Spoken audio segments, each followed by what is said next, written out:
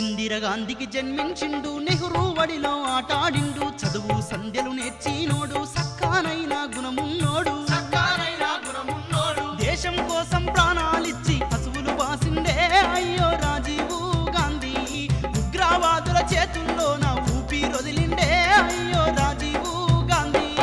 అందరి బంధువైనోడు అమరుడయ్యిండే అయ్యో రాజీవ్ గాంధీ.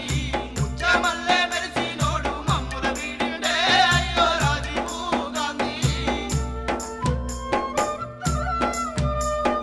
ఇందిరాగాంధీ అడుగు జాడల ఆశయాల సాధనకై భారతదేశం ప్రధాని అయ్యి భారత ఖ్యాతిని చాటినవాడు. గరీబీ హటావో అంటూ ముందుకు సాగిండే మన రాజీవ్ గాంధీ. పేద ప్రజలకు అండగా ఉండి పెన్నీదయ్యిండే మన రాజీవ్ గాంధీ. అందరి బంధువైనోడు అమరుడయ్యిండే అయ్యో రాజీవ్ గాంధీ.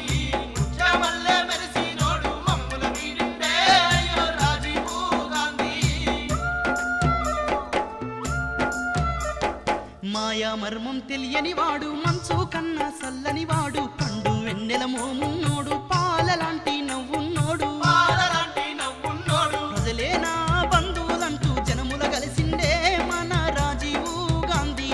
ప్రజల పక్షం నిలిసిన వాడు, ప్రాణాలొదిలిండే అయ్యో రాజీవ్ గాంధీ.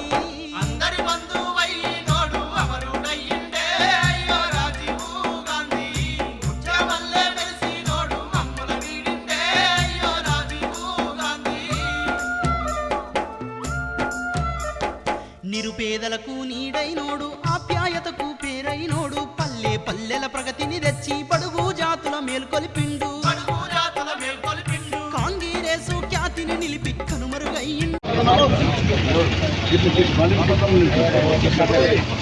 నేడు భారత మాజీ ప్రధాని భారతరత్న స్వర్గీయ రాజీవ్ గాంధీ గారి వర్ధంతి సందర్భంగా ఆర్మూర్ పట్టణ కాంగ్రెస్ పార్టీ ఆధ్వర్యంలో మేము మాతో పాటు మున్సిపల్ చైర్మన్ గారు, వైస్ చైర్మన్ గారు, కౌన్సిలర్లు, కాంగ్రెస్ సీనియర్ నాయకులు, కార్యకర్తలు ఆయనకు ఘనంగా నివాళులర్పించడం జరిగింది. ఆయన భారతదేశానికి చేసినటువంటి సేవల్ని ఈరోజు యావత్ ప్రజలు గుర్తు చేసుకుంటూ ఉన్నారు. ముఖ్యంగా ఆయన సాంకేతిక రంగానికి కానీ విప్లవాత్మక మార్పులు తీసుకొచ్చినటువంటి రాజీవ్ గాంధీ గారు యువతకు 19 సంవత్సరాలకే ఓటు హక్కు కల్పించి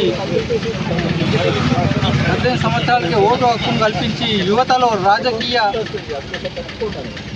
రాజకీయంగా ఎదగడానికి కృషి చేసినటువంటి ఆయన సేవలు మరువలేనివి.